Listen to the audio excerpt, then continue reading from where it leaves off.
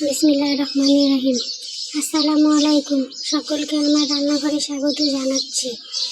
আজকে আমার রান্নাঘরে নিয়ে এলাম আম দিয়ে মসুরির ডাল আলুর চচ্চড়ি। এটা আমি ইউটিউবে অনেকবার দেখেছি, তাই বানিয়ে নিলাম।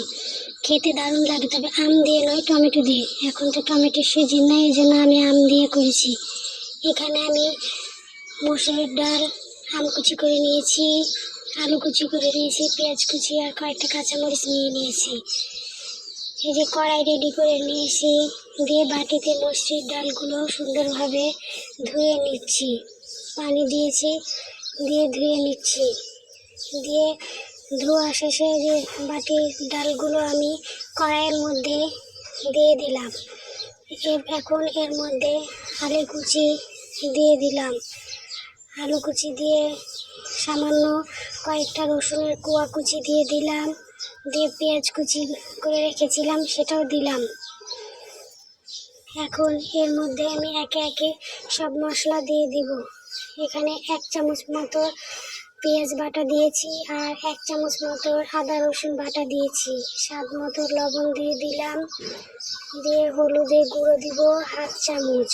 আমি হলুদের গুঁড়া কমই খাই, এই জন্য 1/2 চামচ দিলাম। মরিচের গুঁড়া দিলাম 1/2 চামচ। আর দিব ধনে গুঁড়ো 1 চামচ।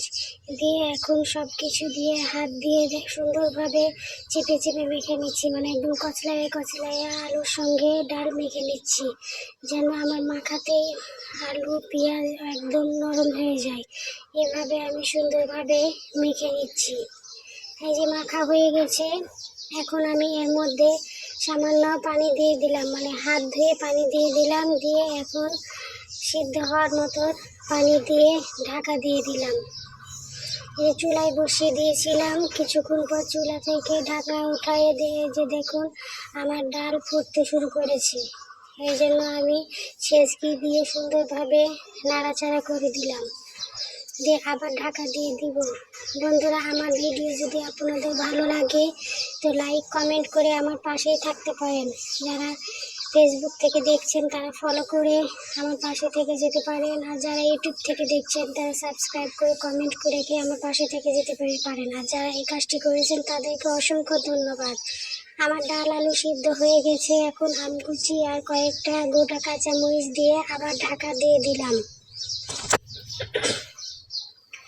কিছুক্ষণ পর ঢাকা উঠিয়ে সুন্দরভাবে আমি নাড়াচাড়া করে দিচ্ছি, যেন আমগুলাও সিদ্ধ হয়ে যায়। এই জন্য সুন্দরভাবে নাড়াচাড়া করে দিচ্ছি। দিয়ে এখন নামিয়ে নেব বাগার দেওয়ার জন্য। বাগার দেওয়ার জন্য আমি তরকারিটুকু ঢেলে নিয়েছি। দিয়ে কড়াই আবার বসিয়ে দিয়েছি। কড়াইয়ে পরিমাপ মতো তেল দিয়ে দিয়েছি। তেল দিয়ে এর মধ্যে আমি 2টো শুকনো মরিচ ভেঙে দিয়ে দিলাম, আর পেঁয়াজ কুচি আর 3টা রসুন কুচি দিয়ে দিলাম, মানে রসুনের কোয়া 3 কোয়া কুচি করে দিয়ে দিলাম। দিয়ে এখন এর মধ্যে 1/2 চামচ গোটা পাঁচফোড়ন দিয়ে দিলাম। এই যে পেঁয়াজ আমার ভাজা ভাজা হয়ে গেছে। এখন আমি এর মধ্যে ডালের তরকারি দিয়ে দেব। আমি প্রথমে ছেঁচকি দিয়ে একটু করে দিলাম, যেন না ছিটিয়ে হাতে পড়ে। এই যে একটু একটু করে আমি দিয়ে দিচ্ছি। দিয়ে এখন সম্পূর্ণটা ঢেলে দিলাম। দিয়ে এখন সুন্দরভাবে আমি নাড়াচাড়া করে মাখিয়ে নিচ্ছি। আমি আবার সামান্য পানি দিয়েছি, গরম পানি দিয়েছি। দিয়ে সুন্দরভাবে একটু ঝোলঝোল করে নিয়েছি। এখন ওপর থেকে আমি জিরার গুঁড়ো ছড়িয়ে দিলাম। দিয়ে সুন্দরভাবে ফুটিয়ে নামিয়ে নিব। তৈরি হয়ে গেল আমার আম দিয়ে ডাল আলু চচ্চড়ি।